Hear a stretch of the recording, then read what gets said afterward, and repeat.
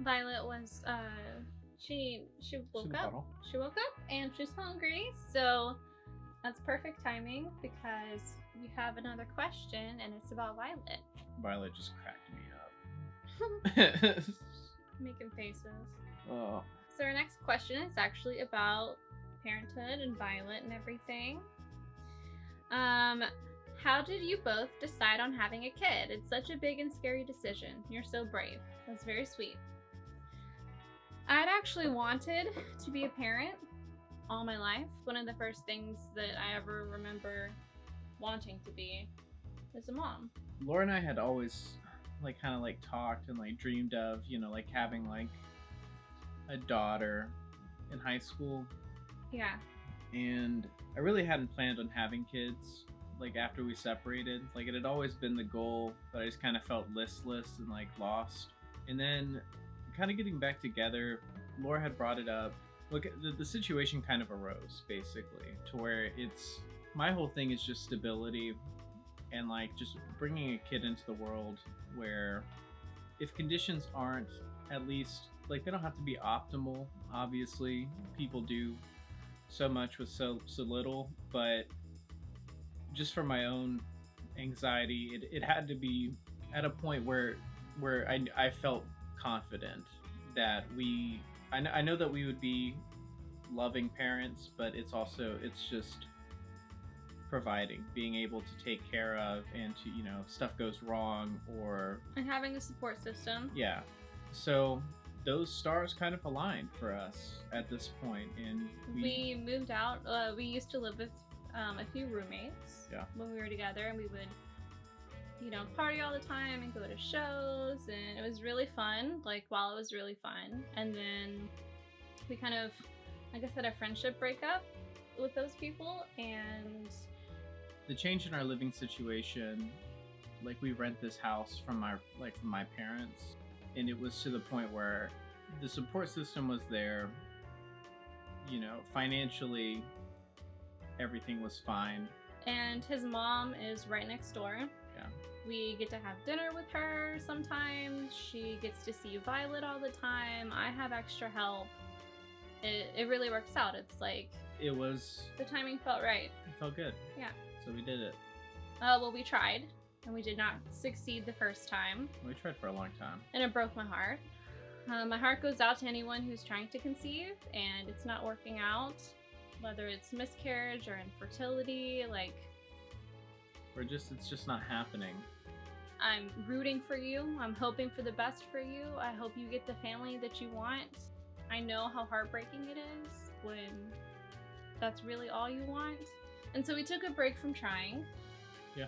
And when we started trying again, it happened within a couple months.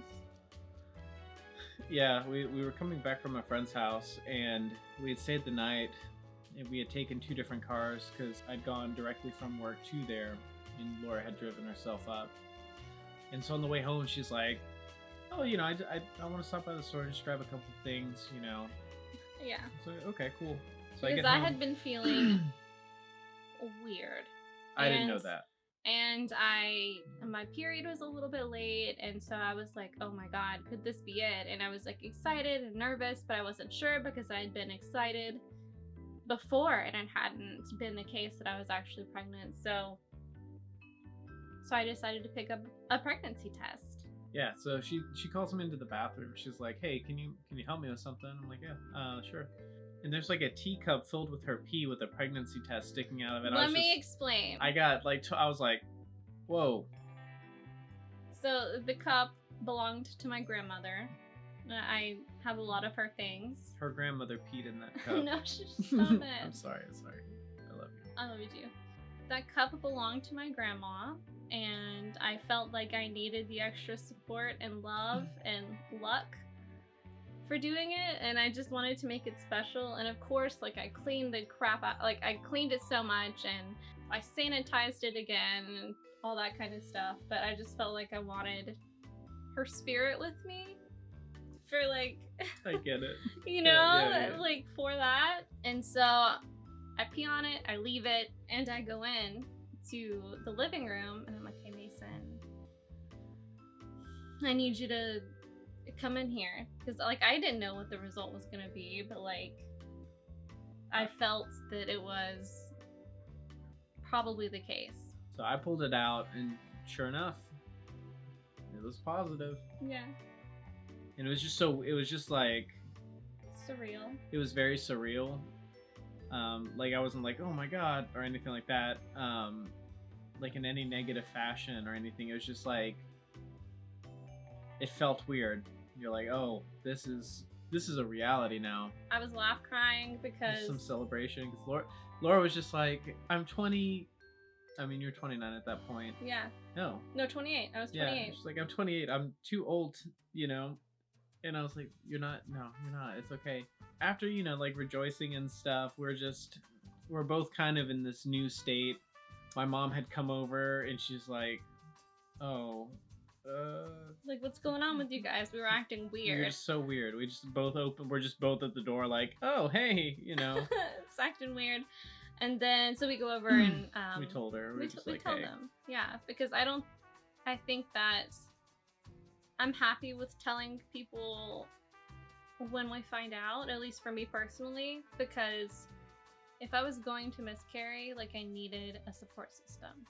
And I needed someone that I loved to know that I was pregnant besides Mason. And I don't know, a lot of people wait the 12 weeks for a number of reasons. Maybe it's easier for them, or like that's what they think they should do, that's the norm. But I was happy to tell people early because I'm always an open book. And we're also so giddy that it was just like impossible not to go over there, especially after just how awkward the interaction was. Yeah. To just be like, hey. And I was excited to tell her because she really wanted a grandbaby, and my mom is like the best obsessed with kids. Like, so long story short, we always knew we wanted to have kids. It was just a matter of when would be an appropriate time. And then when that time came up, tried and it worked. Well, I'm so grateful. Pretty great. Yeah. I love Violet so much. I feel like things are different after her. Oh yeah. I get less sleep. I do a lot more around the house. Yeah. I do a lot more around the house. And that leads me to another question. How does division of labor work in your home? Emotional labor? Thanks. So they're asking about labor around the house, and there's a dog barking. Labor around...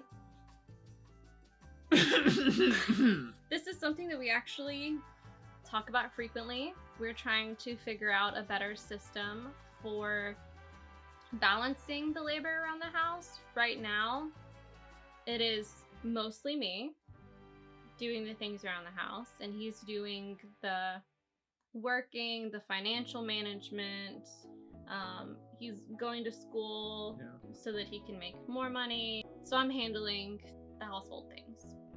But we've been talking about it, and there might be a better system that is a little bit more balanced. Yeah. Because it's important to me to feel like things are fair. It's important to him to feel like things are fair.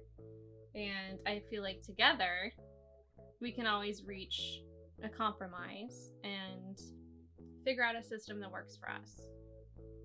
Definitely.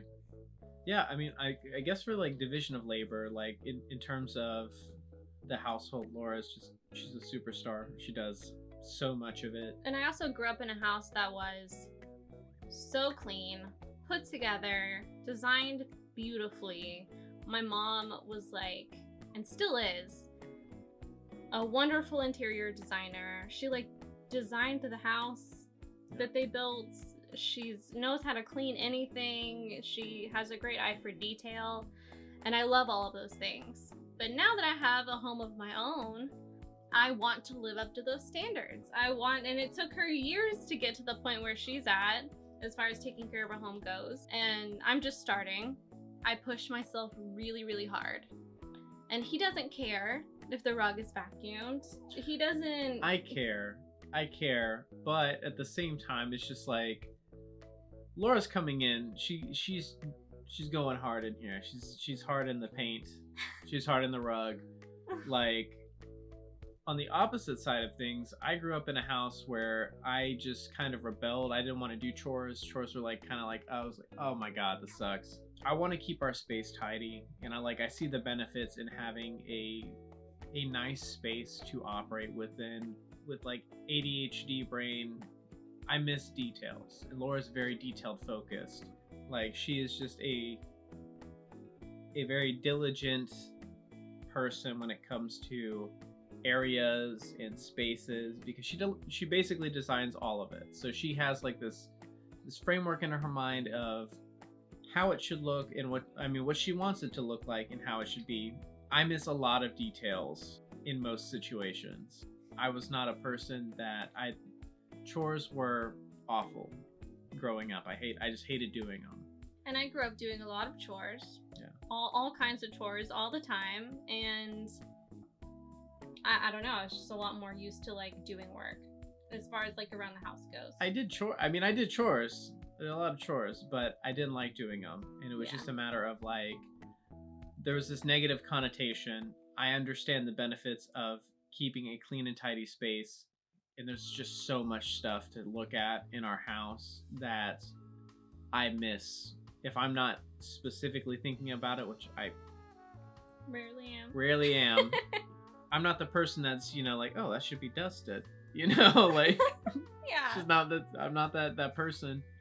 And so in order to help with that, I want to put a system in place that kind of lists out the areas and what goes into cleaning each space and how often it needs to be done, and a way to track how often we do it. So a chores list.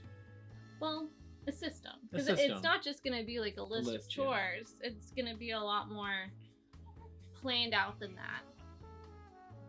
So that if so that we can kind of share the weight of that a little bit more. Yeah. Because it is so much for me, personally.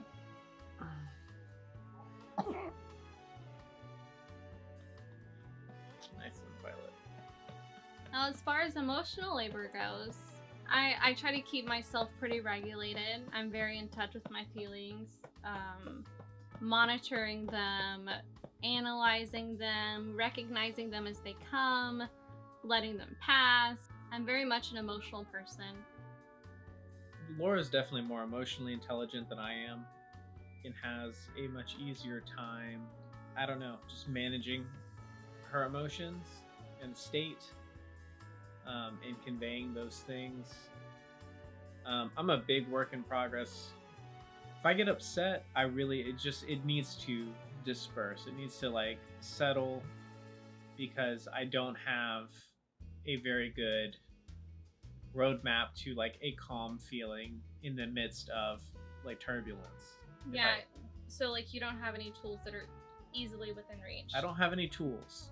I ain't got no tools. Your belt is empty. My belt's empty. I ain't got a belt. No. I've got tools. It's a matter of using that. It's one of those things where the things that get to me are the ones that I gotta feel those a little bit, and then just distance, you know. And that's tough for me sometimes, because I'm definitely aware when people around me are having difficult feelings, and like it's hard for me, even if it's not like directed at me or about me or anything like that. I feel I'm very sensitive to it, and so I know that he needs time, and that's how he processes, and he needs to be quiet for a little bit and feel his feelings and stuff. And so I have to try to not like get in there and be like, so what's going on? How do you feel? Is there anything you need to talk about? Do you need to work through it with me? Like, like I'm equal parts nosy and trying to be helpful. Yeah. It's like someone that just got like their psychology degree that's just like, hey, I can help. You need help? Because I got tools. Well, with the amount of therapy and like... I'm a tool. I've got a lot of tools. I do have a lot of tools. And hey, let me just talk to you, not like somebody that you're in a relationship with, but from a very practical and I'm empathetic, and You're very I empathetic. leave Yeah. space for you to talk and share your feelings, and like I just want to help you work through it. But he's not ready to work through it sometimes. So There's just there's sometimes like I don't want to talk to somebody that sounds like I want to talk to you. yeah, And when you take on this voice of just like it's like, one, who is this? it's how I talk to myself in my head when I am going through stuff. Yeah, That's the voice. I get it. But I have been to therapy, and so I know what the therapy voice is at times, and that's what I hear for myself when I'm going through stuff, and so I try to help him with it. But he, Yeah. I don't like the therapy tool voice. I know, but like he helps me to regulate mine. I can get depressed or overwhelmed or hopeless. I tend to be very positive, but when I'm not, She's a I'm real Virginia really- wolf. I'm a real Virginia wolf. Yeah. I don't know. I tend to be positive, but when I'm not, it's a huge difference. Yeah. So typically, I mean, in cycles, we're there for each other. Absolutely. I don't want to make him feel bad. He doesn't want to make me feel bad. Yeah. It's the golden rule. It's super simple, which apparently is from the Bible. Laura told me that. I grew up religious. Yeah. I'm not anymore, but hey, if you are, that's great. I hope you're enjoying it. I've been a big fan of the golden rule for a long time, though. But he didn't realize it was like religious based. Yeah, so that kind of sucked. But after the fact, I mean, it's still like a. And plus, I mean, in most cases, I do want to treat Laura better than I would treat myself anyway, because I can be kind of. Yeah, most of us cannot be kind to ourselves. Yeah. That's relatable. But also, I mean. Oh goodness. Is my nose ring? Oh, The passy. The passy fell. So really, we're just trying to help each other out. Yeah. Emotionally. I wouldn't say that one does more than the other. I might pick up on it sooner than he does, and he might be better at finding solutions when it comes to that kind of stuff, but we don't always want solutions, though. Sometimes we just I've had to learn to not try and fix something. Yes. And to be present. Yes. And to listen. Yes. Yes. And validate. Yes. And not try to fix it right away. Yeah. Which I pretty much got the hang of it. Yeah. And a lot of times before we start talking about something, I'll be like, hey, I just want you to listen. I don't want you to give me answers. And then someone had also asked if we plan on homeschooling or, you know, like what we were going to do about her education. I definitely have some issues with the public school system. And I'm looking for more of a relaxed and intuitive learning environment for her. I want her to socialize frequently with her peers. I want her to learn everything that everyone else her age is learning and have friendships and, you know, the memories that a lot of her peers will have. But I think that for her early education, like, I would rather do a homeschool approach, and then when she gets to middle school or, I don't know, maybe late elementary, like, I'm not sure when I want to switch her to public. You're talking like private school, or are you gonna homeschool her? Maybe. I mean, like, in her early years, I want to either homeschool her or send her to a democratic or Montessori learning environment. But at the same time, I want her to have the experiences that her peers will be having, and I don't want her to feel like she's missing out on the school experience if that's something that she wants to do. We're definitely going to ask her about it when she gets to a certain age. Like, do you want to continue with this style of learning, or do you want to go to a public school? And she can decide. Yeah. Yeah, I need to look into it further. I haven't. It's okay if it falls out. You tell her that. You talk about pause right here. I mean, I want Violet to learn from her peers and through social interactions to kind of find her own way with how to operate with others. And to find herself. Yeah, and herself. I mean, but I just feel school systems kind of suck anyway, honestly. Like, I feel like it's... I think there's a lot of things that are problematic with schools and just with textbooks and the ways in which the information that's presented to kids or the information that's not. I do want the best for her. Yeah, she'd be good to be here and, you know, like, just do like with my history of nannying and like I've taught kids things, you know, for a long time now. I know how to put together like lesson plans and that kind of thing. Yeah. I feel like I'm capable of teaching her for sure for her early years. Definitely. I agree. Yeah. So that was all the questions. I wanted this video to be about you kind of getting to know Mason and me. Is there anything you want to add or talk about with our relationship, being new parents, how our... Violet's got Violet some hasn't... Do you want to talk about it? You're trying to talk about it? What do you think, Violet? Yeah?